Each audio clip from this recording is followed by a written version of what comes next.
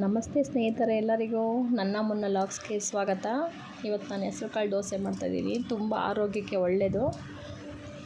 ಮೊದಲಿಗೆ 2 ಲೋಟ ಹೆಸರುಕಾಳು ಹಾಕೋಬೇಕು. ಇದೇ ಗ್ಲಾಸಲ್ಲೇ, ಅದೇ ಗ್ಲಾಸಲ್ಲೇ 1 ಲೋಟ ಅಕ್ಕಿ ಹಾಕೋಬೇಕು. ಕ್ರಿಸ್ಪಿ ಬರೋದಕ್ಕೆ ಚೆನ್ನಾಗಿರುತ್ತೆ ಟೇಸ್ಟು. ಇದನ್ನು 5ರಿಂದ 6 ಸಲ ತೊಳಿಬೇಕು. ಚೆನ್ನಾಗಿ 5ರಿಂದ 6 ಸತಿ ಚೆನ್ನಾಗಿ ತೊಳೆದು ಒಂದು 5ರಿಂದ 6 ಅವರ್ ನೆನೆಗೆ ಬಿಡಬೇಕು. ಚೆನ್ನಾಗಿ ತೊಳೆದಾಯಿತು. ಈಗ ಇದಕ್ಕೆ ಕುಡಿಯೋ ನೀರು ಹಾಕ್ಬಿಟ್ಟು ನೆನೆಸಿಡಬೇಕು.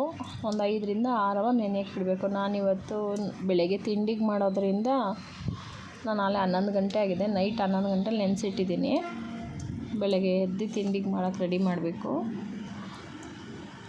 6:30 7 ಗಂಟೆಗೆ ರುಬ್ಬೇಕದು. ನೆನೆಸಿಟ್ಟಿದ್ದೀನಿ. ನೆಂದಿದೆ ಇವಾಗ. ಇದು ಮಿಕ್ಸಿ ಜಾರ್ಗೆ ಒಂದು 5ರಿಂದ 6 ಹಸಿಮೆಣ್ಸಿನ್ಕಾಯಿ, ರುಚಿಗೆ ಎಷ್ಟು ಬೇಕು ಅಷ್ಟು, ಖಾರಕ್ಕೆ ಅನುಗುಣವಾಗಿ ಹಾಕ್ಕೋಬೋದು. ನಾನಿಂದ 10ರಿಂದ 12 ಹಾಕಿದ್ದೀನಿ. ಸ್ವಲ್ಪ ಕ್ವಾಂಟಿಟಿ ಜಾಸ್ತಿ ಇದೆ. ಸ್ವಲ್ಪ ಶುಂಠಿ, 1 ಇಂಚಷ್ಟು ಶುಂಠಿ,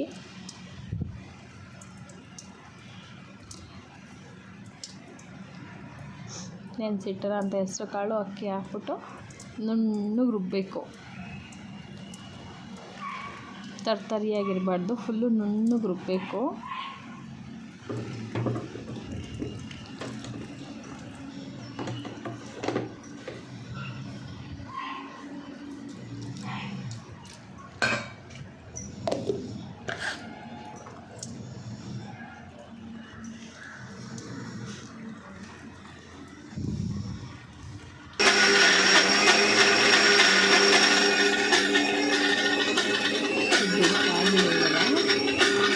ನಾನೊಂದು ಪಾತ್ರೆಗೆ ಹಾಕೊತಿದ್ದೀನಿ.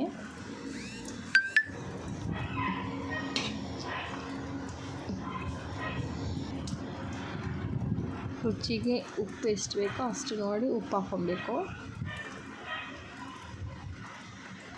ಹಾಕಿ ಚೆನ್ನಾಗಿ ಕಲಸಿಡಬೇಕು. ಒಂದು 5 ನಿಮಿಷ ಕಲಿಸ್ಬೇಕು. ಹಿಟ್ಟು ಚೆನ್ನಾಗಿ ಒಂದು 5 ನಿಮಿಷ ಚೆನ್ನಾಗಿ ಕಲಸಿಡಬೇಕು.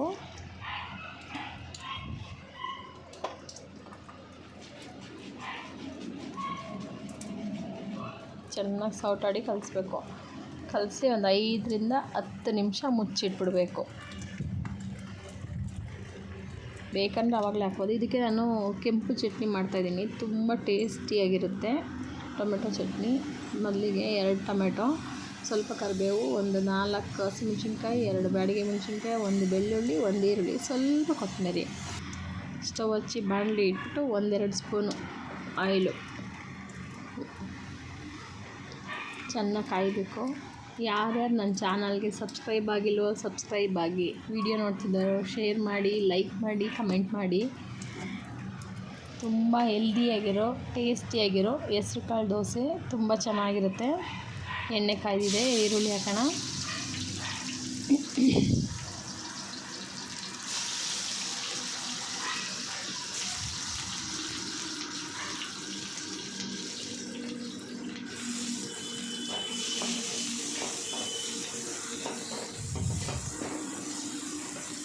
ಚೆನ್ನಾಗಿ ಫ್ರೈ ಆಗಲಿ.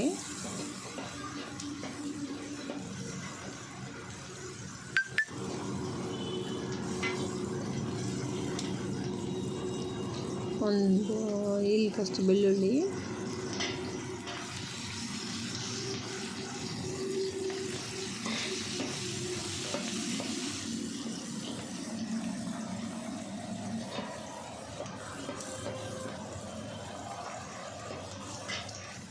ಚೆನ್ನಾಗಿ ಫ್ರೈ ಮಾಡಬೇಕು. ಸ್ವಲ್ಪ ಒಂದು 2 ನಿಮಿಷನಾದರೂ ಚೆನ್ನಾಗಿ ಫ್ರೈ ಮಾಡಬೇಕು. ಹಸಿಮೆಣ್ಸಿನ್ಕಾಯಿ, 1 ಮೆಣಸಿನ್ಕಾಯಿ, ಬ್ಯಾಡಗಿ ಮೆಣಸಿನ್ಕಾಯಿ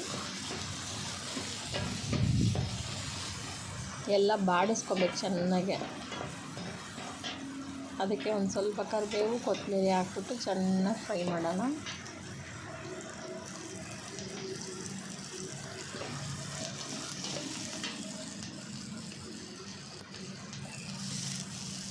ಕರಿಬೇವು ಕೊತ್ತಂಬರಿಗೆಲ್ಲ ಹಸಿ ಸ್ಮೆಲ್ ಹೊರಟೋಗಬೇಕು.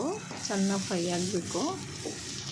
ಒಂದು 30 ಸೆಕೆಂಡ್ ಫ್ರೈ ಮಾಡಿದ್ರೆ ಸಾಕಾಗುತ್ತದು. ಅದಾದಮೇಲೆ ಟೊಮೆಟೊ ಹಾಕಬೇಕು.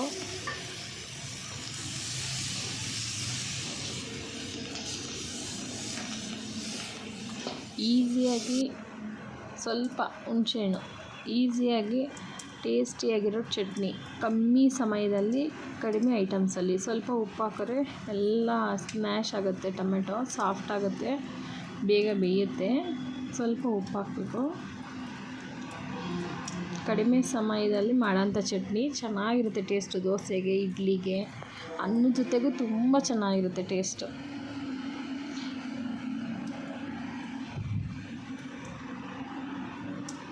ಇವಾಗ ಒಂದು 50 ಭಾಗ ಬೆಂದಿದೆ ಇದು.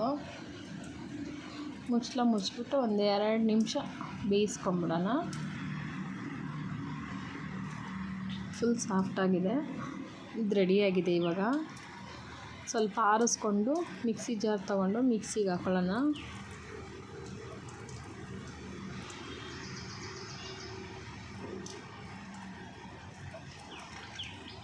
ಫುಲ್ ಆರಿಸ್ಕೋಬೇಕು. ಫುಲ್ ಆರಿದ್ರೆ ಟೇಸ್ಟ್ ಚೆನ್ನಾಗಿ ಬರುತ್ತೆ, ಬಿಸಿ ಇರಬಾರ್ದು.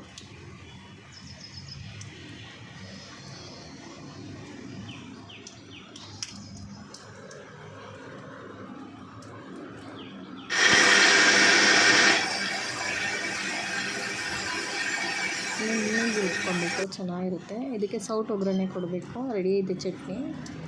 1 ಸ್ಪೂನ್ ತುಪ್ಪ ಹಾಕೋಣ.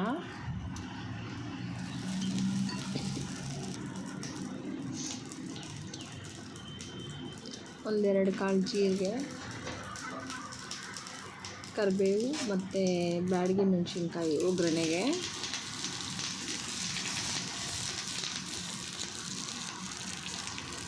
ಚಟ್ನಿ ರೆಡಿ ಆಯಿತು. ಕೆಂಪು ಚಟ್ನಿ ಒಳ್ಳೆ ಟೇಸ್ಟು. ದೋಸೆ ಜೊತೆಗೆ, ಅನ್ನದ ಜೊತೆಗೆ ತುಂಬ ಚೆನ್ನಾಗಿರುತ್ತೆ. ನೀವು ಒಂದು ಸಲ ಟ್ರೈ ಮಾಡಿ. ಈಗ ಇದಕ್ಕೆ ನಾವು ಕಾಯಿ ಕಡಲೆ ಚಟ್ನಿ ಮತ್ತೆ ಮಾಡ್ಕೊಳ್ಳೋಣ. ಹಸಿಮೆಣ್ಸಿನ್ಕಾಯಿ 4, 1-2 ಇಲ್ಕು ಬೆಳ್ಳುಳ್ಳಿ, ಸ್ವಲ್ಪ ಉಪ್ಪು, ಹುಣಸೆಹಣ್ಣು, ಕಾಯಿ, ಕೊತ್ತಂಬರಿ, ಕರಿಬೇವು, ಒಂದೇ ಒಂದು ಚಿಕ್ಕ ಕಪ್ಪು ಕಡಲೆ,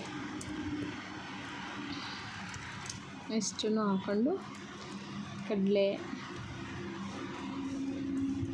ಕೊತ್ತಂಬರಿ, ಹಸಿಮೆಣ್ಸಿನ್ಕಾಯಿ ಎಲ್ಲ ಹಾಕೊಂಡು ರುಬ್ಕೊಂಬರೋಣ.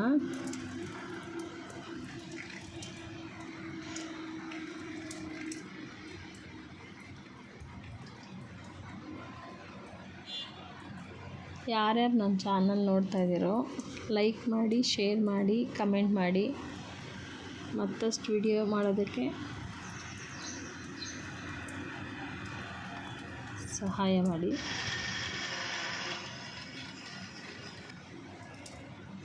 ಈಗ ಚಟ್ನಿ ರೆಡಿ ಇದೆ. ಇದು ಚೆನ್ನಾಗಿರುತ್ತೆ. ಕಾಯಿ ಕಡಲೆ ಚಟ್ನಿ ಕಡಿಮೆ ಐಟಮ್ಸಲ್ಲೇ ಮಾಡೋ ಅಂಥದ್ದು ಚೆನ್ನಾಗಿರುತ್ತೆ. ಈಗ ಹೆಂಚು ಕಾಯ್ದಿದೆ, ದೋಸೆ ಹಾಕೋಣ.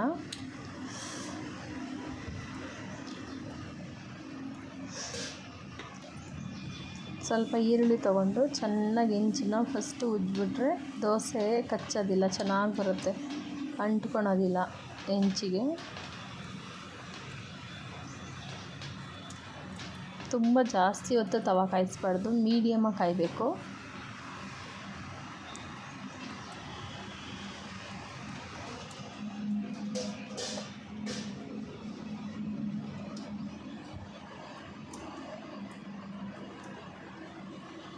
ಕಾಯ್ದಿದೆ ಇವಾಗ ಹೆಂಚು.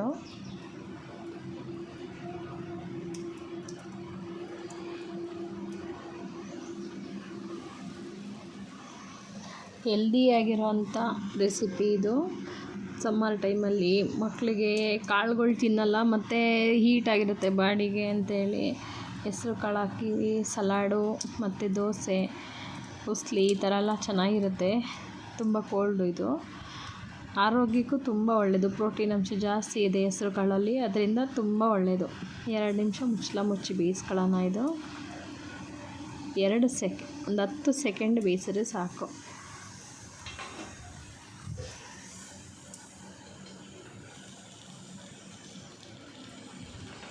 ದೋಸೆ ರೆಡಿ ಇದೆ. ಇದು